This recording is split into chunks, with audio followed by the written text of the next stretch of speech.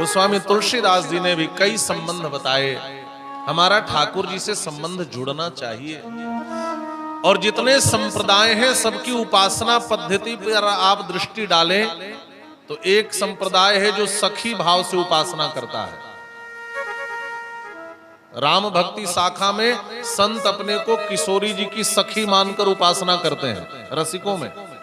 आप वृंदावन की परंपरा में देखें कृष्ण भक्ति शाखा में तो गोपी भाव की उपासना है, जहां किशोरी राधिका की सखी बनकर के उपासना की, ये भी एक भाव है। अनंत भाव हैं। गोस्वामी जी तो कहते हैं एक संबंध जोड़ लो अपने ठाकुर जी से, बिना संबंध के कुछ होता नहीं है। एक संबंध होना चाहिए। मोहितों से नाते अनेक मानिए जो भावे। भगवान से अनेक नाते हैं। तू दयालु दीन हो, तू दानी हो, भिखारी, इस पद में पूरी बात कर दी गई है। कुछ लोग भगवान को प्रियतम मानते हैं, कुछ लोग प्रेमास्पद मानते, अनेक भाव हैं। अच्छा, भगवान से संबंध जोड़ना जरूर चाहिए। हमारे अयोध्या के एक संत कहते थे हमारे ठाकुर जी को कुछ भी बना लो बन जाएंगे। अभी अयोध्या के कुछ समय पूर्व की ही घटना है। हमारे अयोध्या में एक पंडित उमापति त्रिपाठी नाम के वशिष्ठ गोत्र के बहुत बड़े आचार्य थे, और वशिष्ठ गोत्रोत्पन्न थे, इसलिए राम जी को अपना शिष्य मानते थे और कभी कनक बिहारी जी का दर्शन करने न जाए। तो लोगों ने कहा इतना बड़ा ढोंगी है, देखो कहीं भगवान का दर्शन नहीं करना चाहिए, ऐसा कोई करता है क्या? अब कोई भावना को समझे ही नहीं। एक दिन जब त्रिपाठी जी पर लोगों ने आरोप लगा दिया तो त्रिपाठी जी ने कहा आप लोग कह रहे हो तो चलो मैं दर्शन करने चलता हूं। अब कनक बिहारी जी का दर्शन करने गए।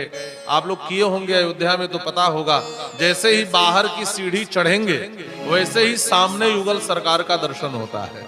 और जैसे ही ऊपर की सीढ़ी पर पहुंचे और आंख खोल करके देखना चाहे कनक बिहारी बिहारनो जी सरकार को, श्री सीताराम जी को, उसी समय जानकी जी का मुकुट नीचे गिरा और वो मुकुट घूंघट में फंस गया और घूंघट को खींचते हुए मुकुट नीचे आ गया। ये सच्ची घटना है, अभी कुछ वर्ष पूर्व की। देखने वाले के आंखों में आंसू आ गए। लोगों ने त्रिपाठी जी के चरण पकड़ लिए। पंडित उमापति त्रिपाठी ने कहा मैं कहता था ना कि वहां मेरी बहुरानी सीता जी रहती हैं और उनके पास जाऊंगा तो उनको संकोच होगा, घूंघट लगाना पड़ेगा, इसीलिए मैं नहीं जाता। आज भी कोई भगवान से संबंध बना ले तो ठाकुर जी आज भी संबंध निभाते हैं। संत कहते हैं कुछ भी बना लो। हमारे स्वामी यामुनाचार्य जी कहते हैं पिता तुम, माता तुम, दैत तनयस्तुम, प्रिय सुरही त्वमेव तुम, मित्रम गुरुरपि गतिश्चापि जगताम। पिता बना लो, माता बना लो, भाई बना लो, बंधु बना लो, गुरु बना लो, शिष्य बना लो, और यहां तक कि उनको शत्रु भी बना लो तब भी उद्धार हो जाएगा, तभी उद्धार हो जाएगा। भगवान सुखदेव कहते भयात कंसः, अरे कंस का भी उद्धार कर दिया ठाकुर जी ने, रावण का भी उद्धार कर दिया। शत्रु भाव ही सही, लेकिन एक बार भाव से संबंध बनाओ तो सही। लेकिन संबंध तो अनंत है। लेकिन हमारे आचार्यों ने भी कहा और गोस्वामी तुलसीदास जी ने भी अंत में कहा देखो भैया, संबंध तो अनेक हैं, लेकिन हर संबंध में फिसलने का डर है। और जो प्रिया प्रियतम बनाकर लाड लड़ाते हैं ना, इसमें भी फिसलने का डर है। गोपी भावापन्न में भी डर है, सखी भावापन्न में भी डर है। क्या बनाओ ठाकुर जी को का संबंध जोड़ना है तो सेवक सेव्य भाव बिनु भवन तरिय उरगारी। हम ठाकुर जी के सेवक हैं और ठाकुर जी हमारे स्वामी हैं। यही सबसे बड़ा संबंध है, यही सबसे बड़ा भाव है। और हमारे यहाँ हमारे आचार्यों ने कहा हम ठाकुर जी के दास हैं और ठाकुर जी हमारे स्वामी हैं। इसीलिए हमारे यहाँ जब कोई वैष्णवी दीक्षा लेता है तो नाम के आगे क्या जुड़ता है? रामानुज श्री वैष्णव दास। हम दास हैं और ठाकुर जी हमारे स्वामी हैं, नारायण हमारे स्वामी हैं। एक दूसरा आकार है जो वैष्णव के जीवन में होना चाहिए। इसी को अनन्य शेषित्व कहते हैं। हम एकमात्र भगवान के ही दास हैं, यह भावना होनी चाहिए। हम केवल भगवान के ही भोग्य हैं, यह पहला भाव। हम भगवान के ही सेवक हैं और किसी के सेवक नहीं है, यह दूसरा भाव।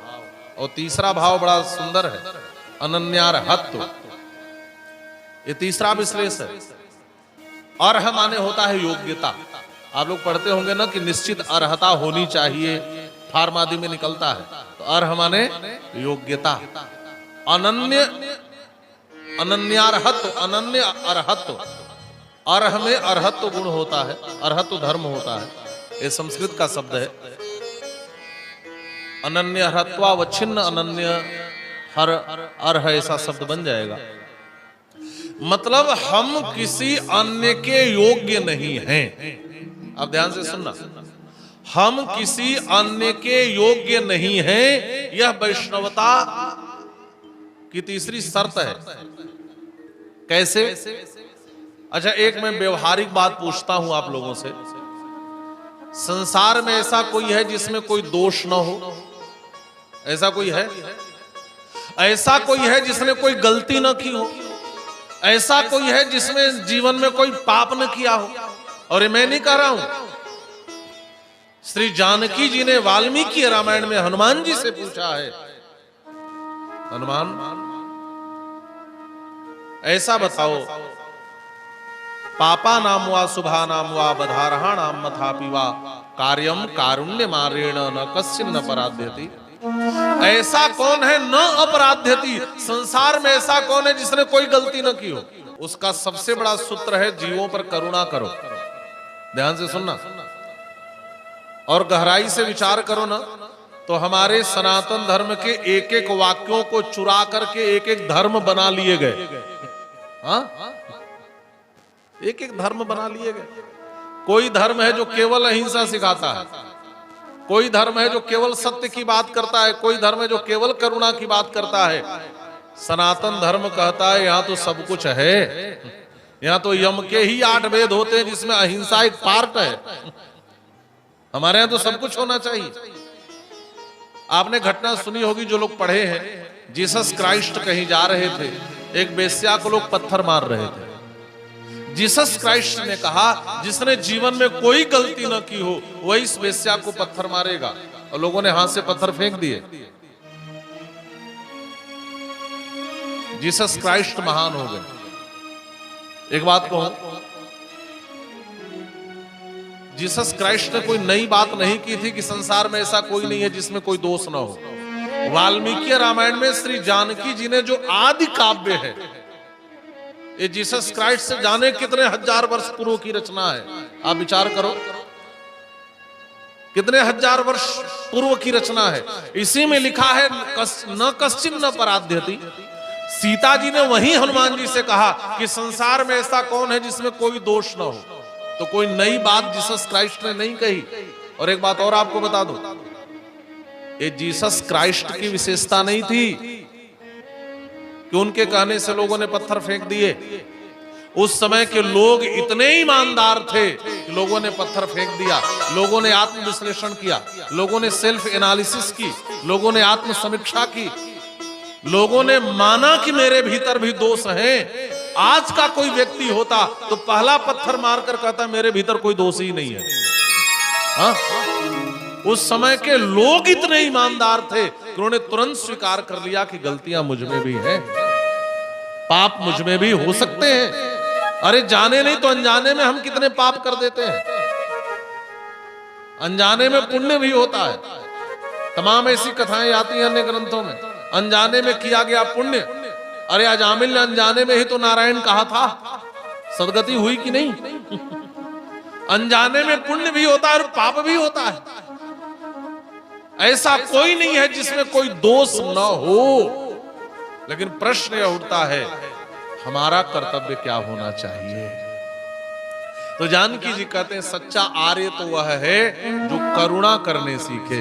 कार्यम कारुण्य मारेण न कश्चिन्न पराध्यति। यदि आप सच्चे आर्य हैं, यदि आप सच्चे वैष्णव हैं, यदि आप सच्चे भक्त हैं, यदि आप सच्चे धर्मावलंबी हैं, यदि आप सच्चे सनातन धर्मी हैं, तो आपके हृदय में करुणा होनी चाहिए।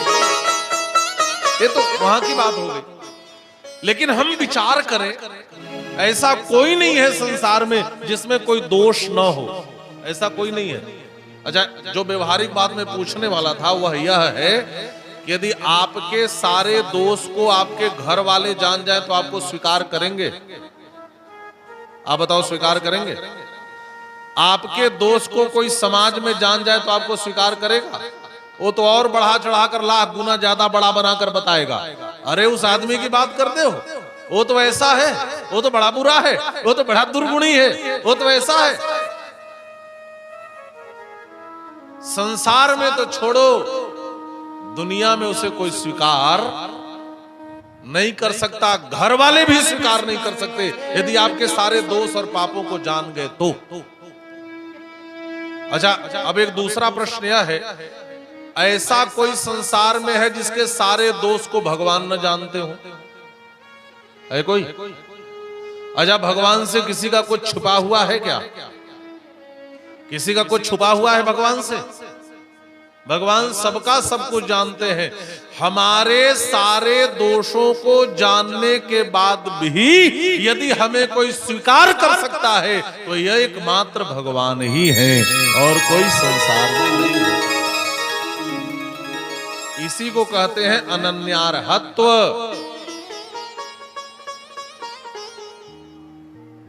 इसी को कहते हैं हम एकमात्र भगवान के ही योग्य हैं। हमारे दोषों को जानने के बाद संसार वाला स्वीकार नहीं कर सकता, लेकिन हमारे परमात्मा हमें स्वीकार कर लेते हैं, हमें स्वीकार कर लेते हैं। मां जानकी ने भी यही कहा, मैं जानती हूं मन वचन कर्म से मैंने रघुनाथ को छोड़कर किसी का चिंतन नहीं किया है। हे मां पृथ्वी, यदि यह बात सच है तो तथा में माधवी देवी विवरम दातुम अर्हसि। हे मां माधवी, हे मां पृथ्वी, तू मुझे अपनी गोद में जगह दे। और महर्षि वाल्मीकि ने लिखा है, धरती फट जाती है, मां पृथ्वी प्रकट होती है और अपनी पुत्री को लेकर के चली जाती है। ये अनन्यार्हत्व है। जानकी जी ने अपने चरित्र से 3 बातें बताई। महर्षि वाल्मीकि के आश्रम पर जानकी जी आई हैं। यहां तक की कथा कल आपने सुनी थी। महर्षि वाल्मीकि ने जब जानकी जी की करुणा को देखा तो उन्होंने वाल्मीकि रामायण की रचना की।